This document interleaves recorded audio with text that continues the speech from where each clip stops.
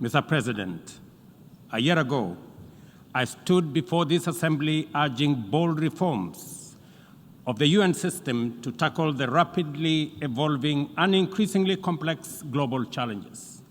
Today, that call is as urgent as it was then. The planet is heating up. Our climate is in crisis. Oceans are rising. Deserts are spreading, and conflict is engulfing the world. Millions are displaced, poor and without access to basic services. Unfortunately, our multilateral system has proven inadequate in addressing crises such as climate change, inequality, and debt. And it continues to falter in providing any, let alone timely solutions. Without immediate action, humanity will face an unprecedented global crisis. Today, we have no choice but to reject outdated systems and reimagine a framework of international cooperation that works for all 8 million of us in the planet. This means redesigning international financial system, strengthening partnership for common security, bridging the digital divide, and investing in human capacity, especially empowering women and youth.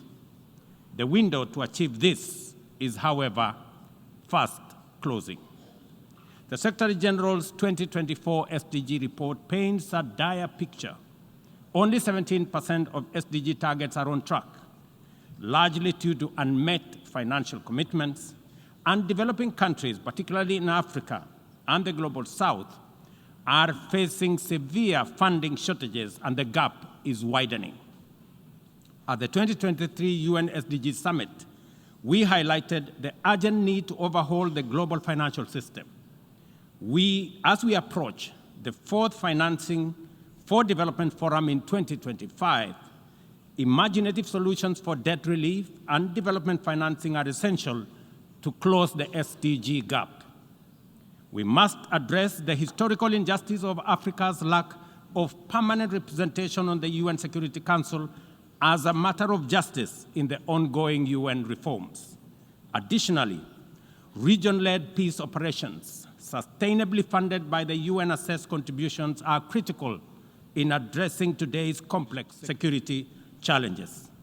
In Kenya, we aim to increase forest cover by 30% by planting 15 billion trees, an effort largely led by our youth.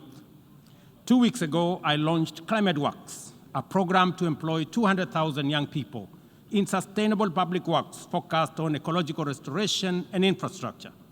But we must recognize that the pace of technological advancement, particularly with AI, is widening the global digital divide. Africa holds critical resources for the tech revolution, yet receives disproportionately low benefits. A year ago, I stood here at this Assembly to declare Kenya's commitment to contribute to an international security support mission to Haiti. Yesterday, I was in Port-au-Prince to witness the significant progress made by Kenya's Africa-led mission, even with the constraints of limited resources. What looked like mission impossible is now a present and real possibility for peace in Haiti. I hosted the inaugural Africa Climate Summit, whose seminal outcome, the Nairobi Declaration, formed the basis of a common African position in multilateral engagement at the COP and other fora.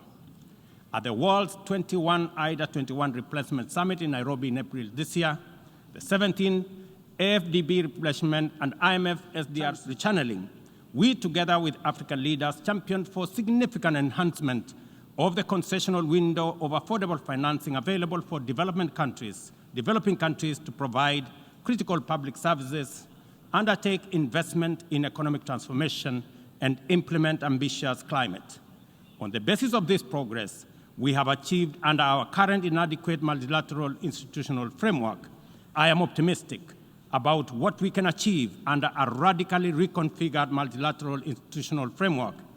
This is why reforms are an urgent necessity that we cannot delay.